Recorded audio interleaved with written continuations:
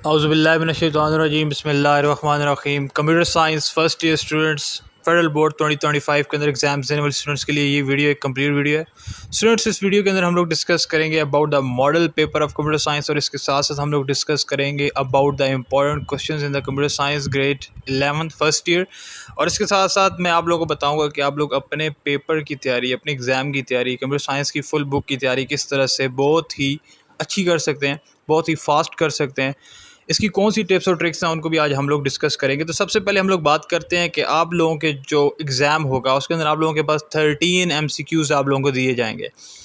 13 MCQs आप लोगों को दिए जाएंगे स्टूडेंट्स। और इसके साथ साथ मैं आपको बताता चलूँ कि ये जो 13 MCQs होंगे ये बहुत ही मज़े के MCQs होंगे। इसके अंदर जो कुछ MCQs होंगे वो प्रॉब्लम सॉल्विंग के होंगे, कुछ स्ट्रेट फॉरवर्ड MCQs होंगे यानी कि आपसे बिल्कुल स्ट्रेट चीज़ पूछी जाएगी, कुछ के अंदर आपको चीज़ घुमा के यानी कि प्रॉब्लम सॉल्विंग के बारे में भी पूछा जाएगा, और कुछ के अंदर आपके पास जो है वो कंप्यूटेशनल टेक्निक्स के बारे में भी पूछा जाएगा, जो कि आपके पास बिल्कुल भी एक्सरसाइज में सेम नहीं लिखी हुई, थोड़ी चेंज करके दी गई हैं। तो सबसे पहले मैं आपको बता दूं कि आपके पास जो भी MCQs दिए जाएंगे आप लोगों ने उसको अच्छी तरह से रीड करना है कि MCQs किस तरह से हैं।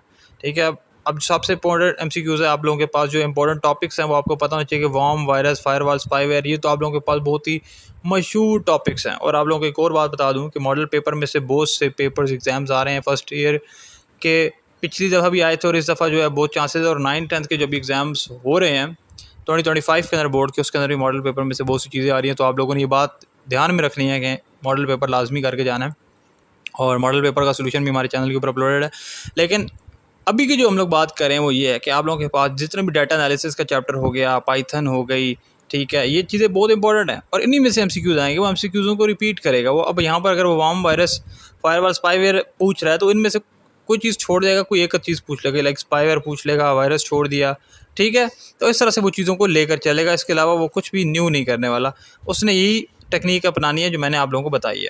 इसके साथ साथ आप लोगों के पास जो हेक्साडेसिमल रिप्रेजेंटेशन पूछ सकता है किसी भी बाइनरी नंबर की, या स्कोलेट कर सकते हैं यानी कि बाइनरी नंबर देके उसका हेक्साडेसिमल पूछ सकता है, ठीक है। और यह हेक्साडेसिमल दे के बाइनरी वाला पूछ सकता है, और दोनों चीज़ें वो कर सकता है, या कुछ भी इसके अंदर वो चेंज करके आप लोगों को दे सकता है। और पाइथन के अंदर किस लाइन से कमिट को शो किया जाता है वो भी आप लोग बताएंगे। तो पाइथन के अंदर जिस चीज़ से कमिट शो किया जाता है वो भी आप लोगों के पास एक इंपॉर्टेंट चीज़ है। पाइथन के अंदर जितनी भी चीज़ें थी वो आप लोगों के पास इंपॉर्टेंट है। और एल्गोरिथम, एक एफिशिएंट एल्गोरिथम की क्या एग्जांपल हो सकती है, या कैसी उसकी ऐसी कौन सी खूबियाँ हो सकती हैं, वो भी आप लोगों के पास पूछ सकता है। और आप लोगों के पास वो पूछ सकता है कि primary purpose of A digital footprint क्या होता है। इसके साथ साथ वो आप लोगों से और जो चीज़ें पूछ सकता है in the programming language, that can be for loop and many other loops in the Python, ठीक है। इफ़ इस स्टेटमेंट्स के बारे में भी पूछ सकता है, फेल्स क्या होती है, फेल्स इफ क्या होती है, एंड फॉर लूप के बारे में भी यहाँ पर आपके पास वो है पूछ सकता है। और अगर हम लोग बात करें about the section be here जो कि बहुत इंपॉर्टेंट है, तो स्टूडेंट्स ये बात याद रखनी है कि पाइथन का कोड उसने देना ही देना है, चाहे कुछ भी हो जाए। आप लोगों के पास कोई भी कोड दे सकता है और कहता है कि आप लोग इसमें से एरर्स निकालें।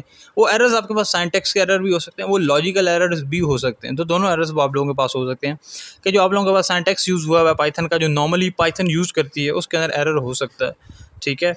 एंड सेकेंडली मैं आप लोगों को बताना चाहता हूँ कि आप लोगों के पास सूडो कोड, किसी भी सूडो कोड के बारे में पूछ सकता है।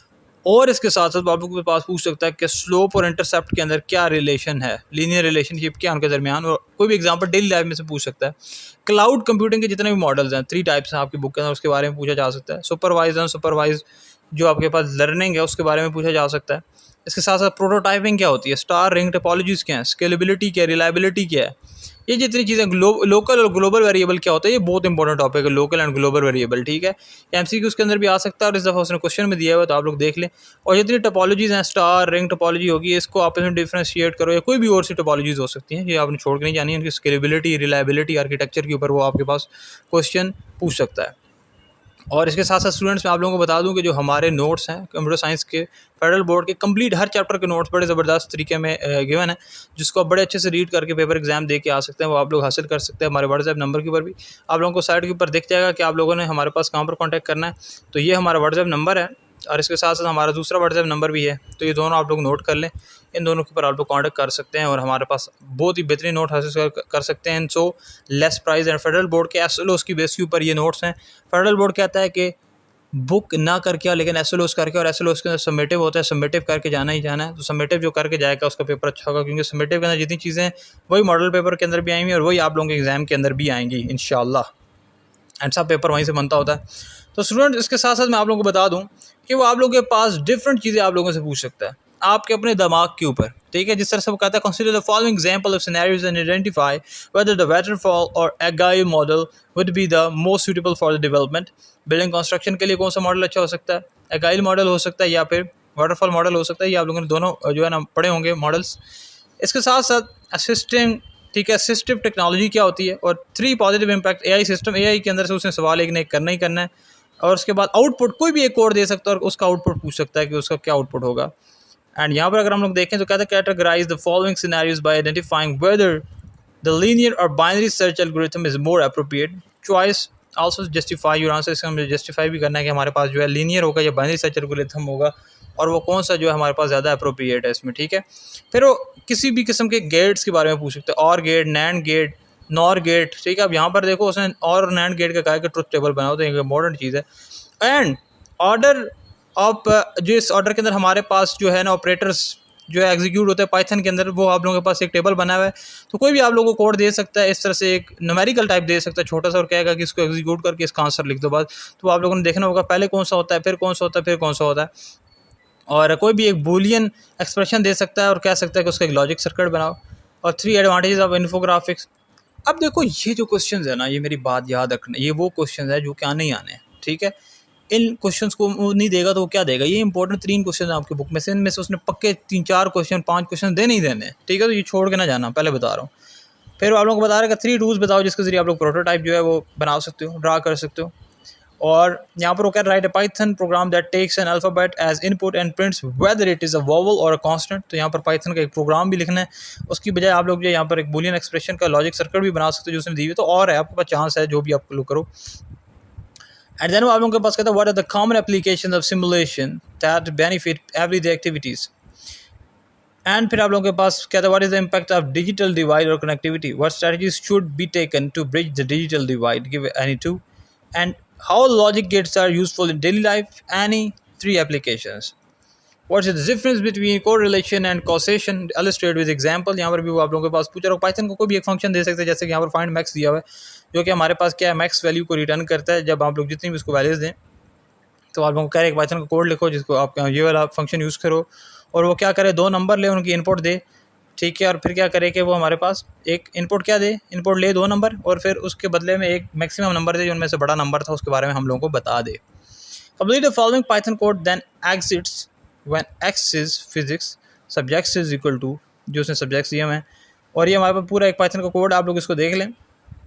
और ये एक इंपॉर्टेंट क्वेश्चन है क्योंकि आप लोगों के पास चैप्टर है पूरा इसके ऊपर। तो what does feasibility study, an essential step in SDLC? In what ways can a technical feasibility study help identify challenges related to the infrastructure or compatibility requirement of a software project? या फिर आप लोगों के पास जो है वो statements दे सकता है और कहेगा कि बताओ कि ये पैरामीटर है, ये स्टैटिस्टिक्स है, ठीक है। तो ये दोनों आप लोगों के पास, ये भी एक इम्पोर्टेंट क्वेश्चन है क्योंकि पूरा चैप्टर है एक। अब करनॉफ में आप जो है ना आप लोग के पास जो उसने देना ही देना लॉन्ग के अंदर, ठीक है। वो आप लोगों को लॉन्ग में देगा इंशाल्लाह। And right a Python code या फिर वो दे सकता है कि कंप्यूटर के अंदर कुछ भी वो पाइथन कोड दे सकता है, जिस तरह यहाँ पर से दिया write a Python program to compute the area of circle and rectangle by using function.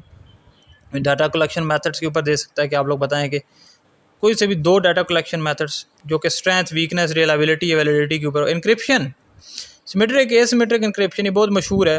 Efficiency, security, की length and large data handling is so famous thing, you know. और यहाँ पर बबल सॉर्ट एल्गोरिथम, ये भी आपके पास एक मशहूर algorithm है, तो ये भी आप लोगों के पास दे सकता है। और write a Python program to count even and odd numbers in a list by using while loop. While loop को यूज़ करते हुए आप लोगों ने क्या करना है कि काउंट करना है इवन और ऑड नंबर्स को एक लिस्ट के अंदर, कोई भी लिस्ट आप लोगों को बता दे। Blockchain technology, so famous thing, आप लोगों के पास मॉडल पेपर के अंदर दी हुई, इंशाल्लाह आपके एग्जाम के अंदर भी दे सकते हैं। रिलायबल इन्फॉर्मेशन क्या होती है, कोई सिर्फ 4 सोर्सेज बता दें रिलायबल इन्फॉर्मेशन की। एंड ये 5 नंबर के पास आपके जो है ना सेक्शन बी, और टोटल 4 सवाल होंगे, 4 question, and they will be costing you about 20 marks in total.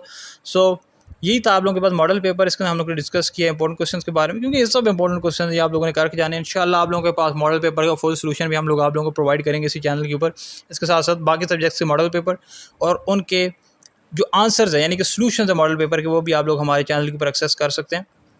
और इसके साथ साथ आप अगर हमारे नोट्स परचेज़ करना चाहते हो तो मैं पहले भी बता चुका हूँ कि आप लोगों को साइट पर दिख रहा है, तो आप हमारे पास व्हाट्सएप के ऊपर कॉन्टैक्ट कर सकते हैं और बहुत ही अफोर्डेबल प्राइस के अंदर नोट्स को परचेज़ कर सकते हैं। सो स्टूडेंट्स, मिलते हैं नेक्स्ट वीडियो के अंदर नेक्स्ट सब्जेक्ट्स के साथ।